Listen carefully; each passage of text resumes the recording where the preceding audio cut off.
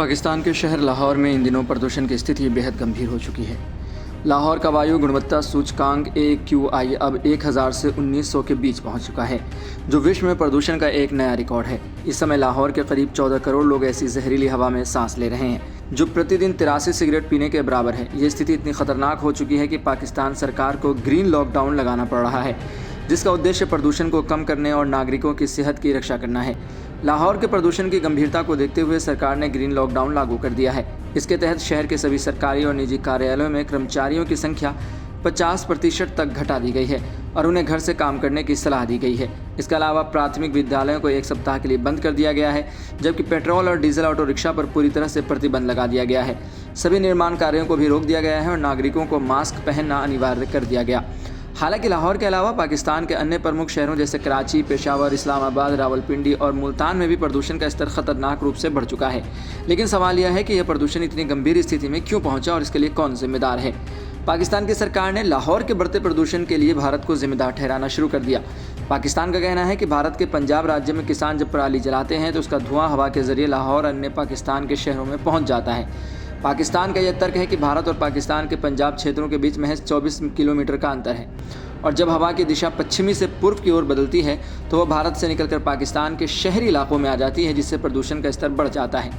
पाकिस्तान का यह आरोप उस समय काफ़ी चर्चा में है, लेकिन क्या वास्तव में भारत की हवा पाकिस्तान के वातावरण को प्रदूषित कर सकती है? इस पर विशेषज्ञों और वैज्ञानिकों की राय ज़रा अलग है। वास्तव में हवा की दिशा निश्चित रूप से बदलती रहती है और कभी हवा की एक दिशा तो कभी दूसरी दिशा में बह सकती है, लेकिन भारत से पाकिस्तान तक प्रदूषण का फैलाव उतना सरल नहीं है जितना पाकिस्तान सरकार इसे समझाना चाहती है। हवा की दिशा आमतौर पर उत्तर पश्चिमी होती है, यानी हवा पाकिस्तान से भारत की ओर बहती है, न कि भारत से पाकिस्तान की ओर।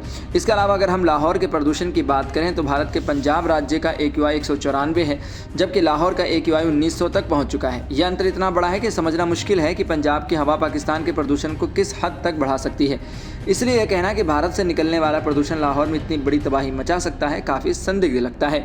सच बात तो यह है कि पाकिस्तान सरकार अपने देश में बढ़ते प्रदूषण के कारणों से बचने के लिए भारत को दोषी ठहरा रही है।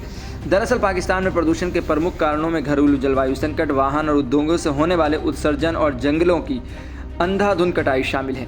इसके अलावा पाकिस्तान में सर्दियों के मौसम में धुआं फैलाने वाली पराली जलाने की समस्या भी बढ़ रही है, जो स्थानीय स्तर पर प्रदूषण को और बढ़ाता है। पाकिस्तान के कई शहरों में सार्वजनिक परिवहन, निर्माण कार्य और औद्योगिक उत्सर्जन भी प्रदूषण का प्रमुख कारण है।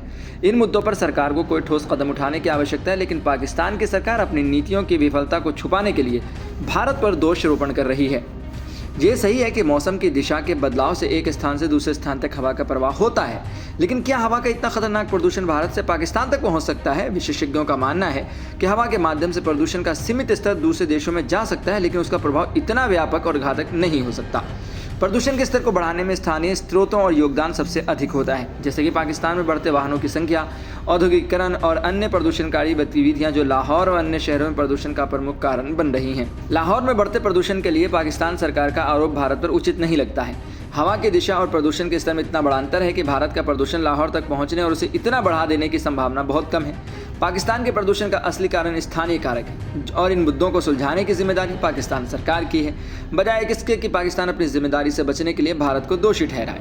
उसे अपने देश में प्रदूषण को नियंत्रित करने के लिए ठोस कदम उठाने चाहिए। इस संकट से निपटने के लिए पाकिस्तान को अपने औद्योगिक प्रदूषण, परिवहन क्षेत्र और जलवायु नीतियों पर गंभीरता से ध्यान देने की आवश्यकता है। साथ ही भारत और पाकिस्तान को मिलकर क्षेत्रीय प्रदूषण नियंत्रण करने के लिए आपसी सहयोग भी बढ़ाना चाहिए, ताकि दोनों देशों में जीवन की गुणवत्ता को बेहतर बनाया जा सके।